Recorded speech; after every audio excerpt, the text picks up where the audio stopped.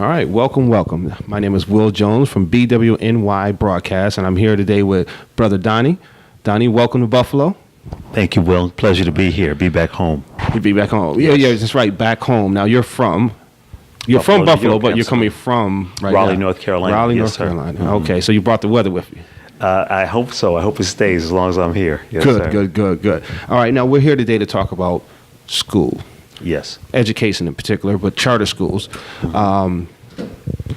You're here to start a charter school here in Buffalo. Yes. Buffalo, New York. Why Buffalo? I think you spoke on it because you're from Buffalo. Mm-hmm. I am. I'm from Buffalo. Grew up here. Lived in the Jefferson Projects. Went to school 8, school 6. Graduated from Seneca High School and then Canisius College. And so did my wife. She got her master's degree here, Dr. Cynthia McQueen, and have a long history here in the city of Buffalo. Okay. Mm-hmm. Now, why charter schools? Why not work within the system, the school system that we have here? Mm-hmm. Well, we feel that we are working within the system. Charter schools are public schools. They are public funds. The same funds that we use for the traditional public schools. Funds that are collected from our tax dollars, funds that are raised from the issuance of bonds. Charter schools do a tremendous service for our community because they save quite a bit of money for our state. Charter schools operate at a budget that's about 40% lower than a traditional public school, where the state is not responsible for building facilities, for example. And this saves our citizens a tremendous amount of money. Then charter schools operate in a manner that allows choice for families. So if you're living in an area where you don't have a school that is performing at a level that you want for your family, you want for your children, you're allowed to send your child to any school that you like within the geographical area, to a school that's better suited to your child's specific needs. And so we're kind of developing an IEP or individual education plan based on a family's choice that they see in their child. They see certain talents, certain gifts in their child that would be better expressed in a school that speaks to those gifts and talents. So tremendous service. Now, does that speak towards choice for school choice then? Is it the same as school choice, being able to take the same amount of money that you would spend on a child and take them to a Catholic school, for example, or a private school? Would that be similar? Well, that is similar. And different states are developing different laws and different strategies at this point. For our state in North Carolina, we do have vouchers where the funds follow the child. So if the child chooses to go to a private school, those funds also go there with the child. Here is similar in New York. And I'm becoming more and more familiar with that process. But each child comes with about $13,000 that come with that child to that particular charter school. Mm-hmm. Where typically it's about $25,000 invested in a child in a traditional public school. So those funds follow the child, and those are the same public funds. But it allows the families to choose what schools they desire to go to that's either within their community or speak to their specific needs or desires for their family. Now, the school that you wanted to start here in Buffalo, where exactly will it be located? Well, we're going to respond to the needs of the community. It's an effort that was planned by Sister Lori and her husband, Brother Goliath Singletary. It's her vision that she desires to have a school here. She was dissatisfied with the education that she was providing as a public school teacher here in the city of Buffalo and seeing the lack of results. Another school teacher, Sister Glendale, she's also working with this board, looking to establish a school. Brother Frank Pratchard also involved in this. Sister Karima is also involved. Several community activists who really want to see something good happen.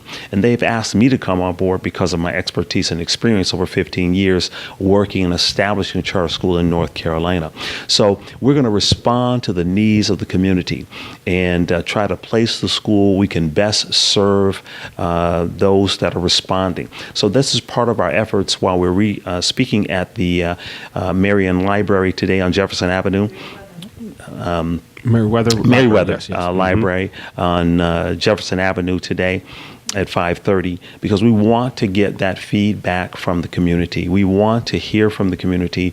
We want to shape our ideas in the final analysis to those desires, thoughts, concerns that the community have. So we haven't placed it yet, but there are certain areas that we're looking at.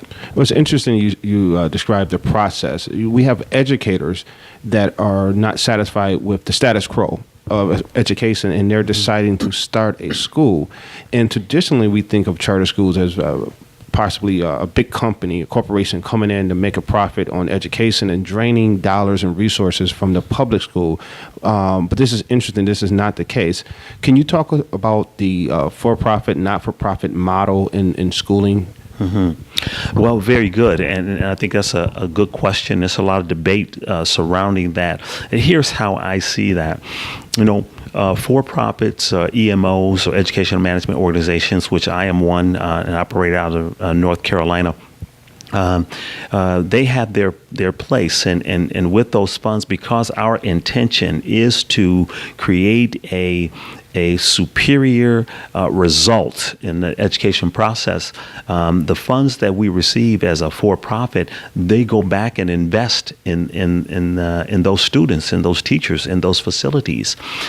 Similar with a nonprofit, the intention for a not-for-profit or a CMO, a charter school management organization, which is the only entity allowed to operate in the state of New York, they have a similar goal and model as well, but those funds are also directed back into the education of the students, to their facilities. And it doesn't mean that there's no money because you have a nonprofit. It means that intent of that nonprofit, that's not part of their intention. Mm-hmm. So you can still have an intention where your intent is to have a profit, but it is the base of your organization. What is that intention? And that intention is not just for a profit, but it is to intend to serve our children, serve the community it is intended to serve. Now, is there any type of governmental protection or safety net for charter schools, similar to, say, public schools? If they mm-hmm. fail or they don't have money financially, and the government will come in and similar to banks, government comes in and they take care of them financially to make sure they stay solvent. What about charter schools? What if somehow the money is mismanaged and there's nothing there? Would the school just close? Well, I think one of the best things that can happen with a school is that it closes. Anytime a entity, a business, whatever that entity is not serving the public good, it should close. If it is a restaurant, it should close. If it is a gym, it should close. So if it's not managing the money well, if it's not managing the customers well or its clients well, it should close. Far too long have the school systems been protected by unions or other special interests, and regardless of the result, they continue to be allowed to operate. This is a totally failed model, and particularly when it comes to serving Black, Latinos, and poor children, allowed to continue to operate year after year with poor results. That, in my judgment, is a criminal act on the students. We should not be concerned about the unions, about the entities, about the facilities. We should only be concerned about the end result and how will it serve and how does it serve the client. And the client is the child. The client is the student and the family. Speaking of unions, and that's one of the things that some of the critics say, that charter schools are a way around the union stranglehold. on contracts, salaries, what teachers are able to do, how long they're able to work. Is that, are charter schools unionized in any way?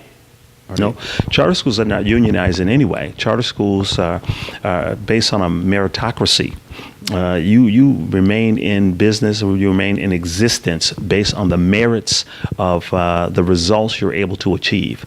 And I think that's been a challenge and a problem in traditional schooling. I don't want to say education, but traditional schooling, that they're allowed to continue going forward regardless of their results. And so it's a lot of this has become more about the unions, more about the teachers, more about salaries, more about all of those things, and less about the children. So if you look at this pot of money, this $25,000 that that comes with the child in a traditional public school, by the time you get through the salaries and the facilities, and if there's going to be a new facility built, usually they float a bond, and that bond, those funds are now, they have to be paid back at an interest rate that affects the overall the cost of educating that child. By the time it gets down to where the child is concerned and where the interface with the child, you're looking at a very small amount of money that actually is there to serve the student. Do you see this system taking over the old system? Is it a new system of education? Can you see a time where all schools are charter schools? I see a time when all schools are different from the way they are today. I do not believe that charter schools are the answer. I believe that they are a part of the answer. I think the best place for a child to be educated is at home with their mother, and any other entity is the second best place, as long as that entity can serve to the level, that capacity. So I see homeschooling as a critical component because the mother is the first teacher. I see private schooling as another very important component of education. I see charter schools as an important component, and I see traditional public schools. What I would hope that is that we, in this adversarial relationship between public schools, charter schools, home schools, private schools, and let's just talk about schools and how they serve children, and not how they serve me, not how they serve an EMO or a CMO or profit or nonprofit. How do they serve children and families? And then let's look at the results. What kind of results are we seeing? Why is it that we're seeing Black and Latino students coming out of school going to prison? That's not serving me. Now I have a serious problem with that, and that's not serving my community. That's not serving the person that my daughter may marry. That's not serving the store that may be running and operating in an area where being affected by the crime that's being perpetrated on members of my community. So there's a lot of components to schooling and education, and we have to direct where we can to get the best result possible. Well said. Well said. What about the social responsibilities that schools take on now, as far as after school, safety place for kids before school, feeding them, voting, all these other things that public schools serve outside of just educating the children? Would that also take place in charter schools as you see them, or are there private buildings so you're not able to do the same thing? I don't know if you have elections in your school or things of that nature. Well, our boards are charter school boards are appointed, or and some set up terms, to their own liking, or to their own needs, based on the needs of that school, needs of that community. As I point out, those board members are come together from the community. So. I think your question, he had a very important question. I hope you can remember it, because I do remember. I was just suggesting that schools serve other needs for the community outside of just educating the children. Does charter schools do the same? Yes, and that's where that is unique, because we can determine, based on the needs of the community, what components we want to add to serving that community. For our charter school, we serve by providing transportation, by providing busing. We think that's critically important. We serve, and some charter schools don't do that, and that's their choice, and based on a variety of needs. We serve a free and reduced lunch because we believe that's important. And for us, we prepare our meals. And so because we want to prepare a healthy meal, even meals that reach beyond what the federal standards might be. We provide an after school and before school program because we know that we are dealing with working parents and both parents in the home that work, and they work a unique schedule. We've done Saturday classes for students that have missed snow days, or where we want to do some makeup days, or we want to provide additional tutoring. We provide additional tutoring for students that have found it challenging for certain subject matters throughout the school year. So I think it's most important that a charter school, being a smaller entity, has the ability to be nimble and respond to the needs of the community that it is trying to serve. We have about 5 to 7 board members, and so these are public meetings that the parents are welcome to come to. For us, we reserve a seat on the school board for a parent who has a child at the school, because we really want to have parents' input. So we think that is very important, so we respond to those specific needs.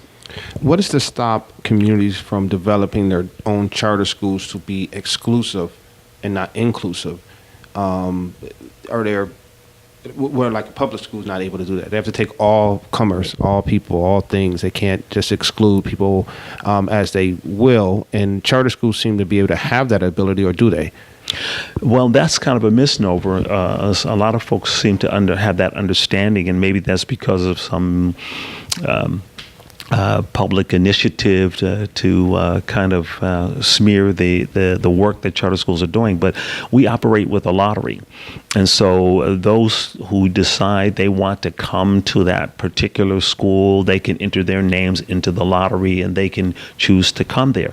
Now, if you are a poor family and you require a free lunch, and the school that you may want to go to they don't offer that, then you may not be applying to that school. If you're a charter school here in the state and you don't provide transportation, maybe that's a way to avoid having poor students in your school, and that may be an initiative or maybe something that they're doing, but.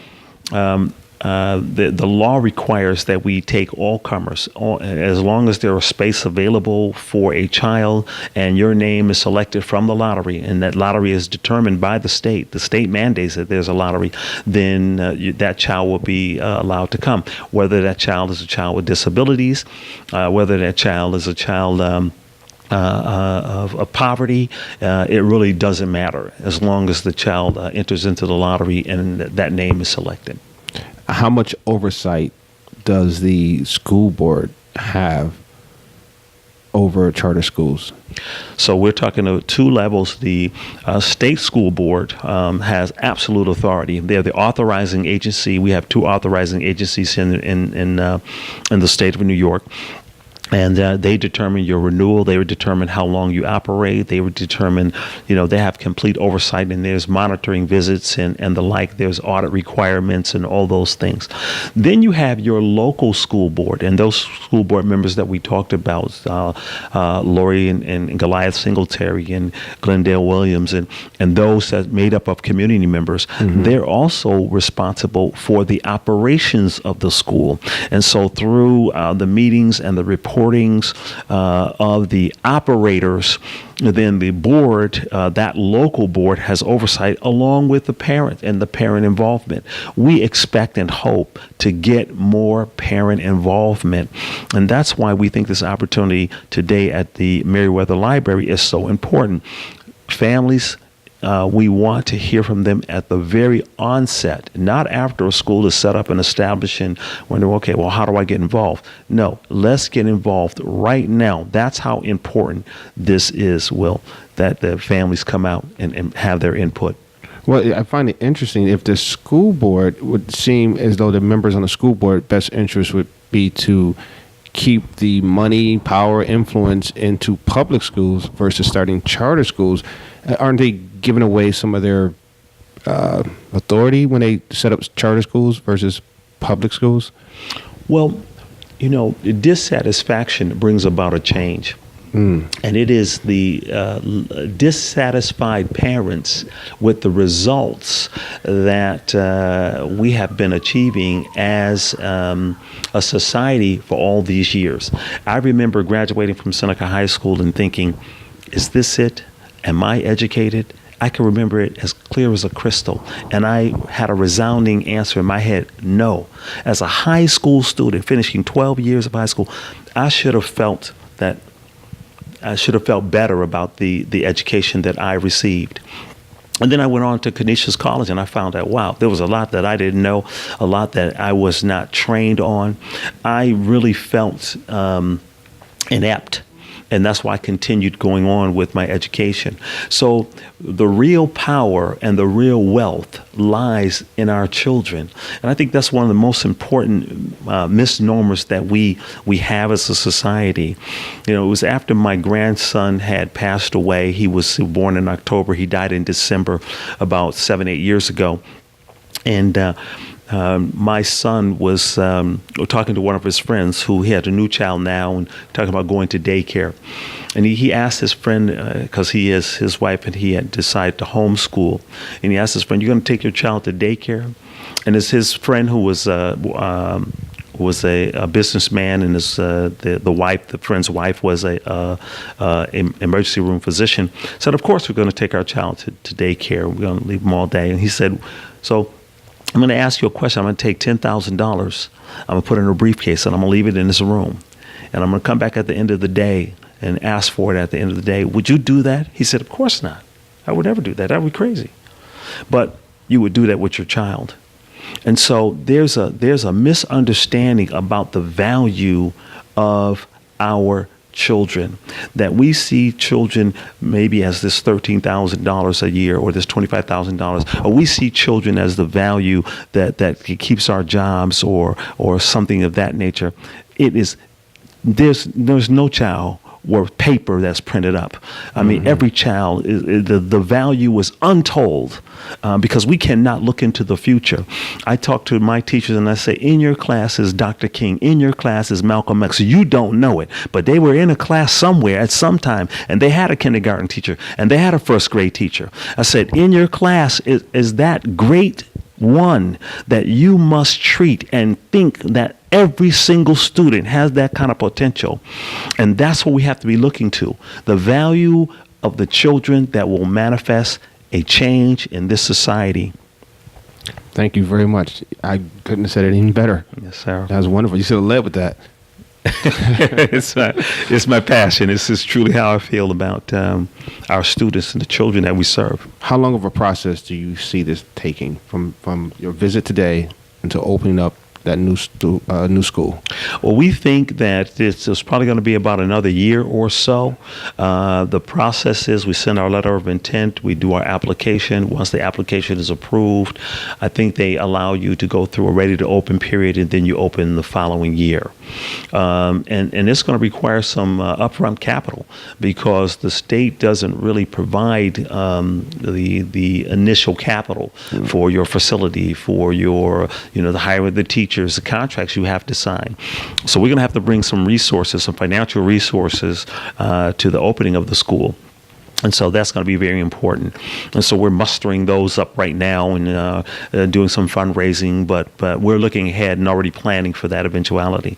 So, well, I'm sure your help that'll come just fine. That's fine. You're working with a great group of people, yes. And I wish you luck. And we'll see you later today at the Meriwether Library. Excellent. All yes, right. sir. Thank you, my friend. Thank you, Will. All right. Yes, sir. My pleasure.